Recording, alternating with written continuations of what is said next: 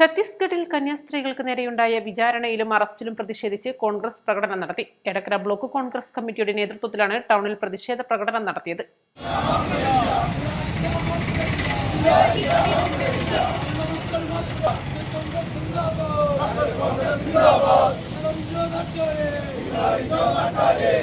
മക്കൾ മാപ്പുതരില്ല.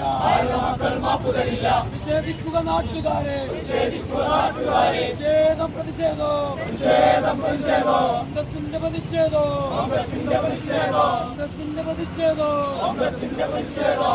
കോൺഗ്രസ് ഓഫീസിൽ നിന്നും ആരംഭിച്ച പ്രകടനം ടൗൺ ചുറ്റി ഇന്ദിരാഗാന്ധി ബസ് ടെർമിനൽ പരിസരത്ത് സംഗമിച്ചു.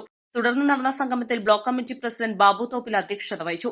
Edakkara gramapanchayat president O T. James, Nilambur block panchayat president P. Pushpavalli, block Congress ഭാരവാഹികളായ Azeez Puliyanchali, K C. Shahul Hameed, M A. Jose, Judy Thomas, മണ്ഡലം പ്രസിഡന്റുമാരായ കെ. രാധാകൃഷ്ണൻ, സി.യു. ഏലിയാസ്, സുനീർ മണൽപ്പാടം, മഹിളാ കോൺഗ്രസ് നേതാക്കളായ ടി.കെ. ഹഫ്സത്ത്, റീന പോത്തുകൽ എന്നിവർ നേതൃത്വം നൽകി. East live Edakkara.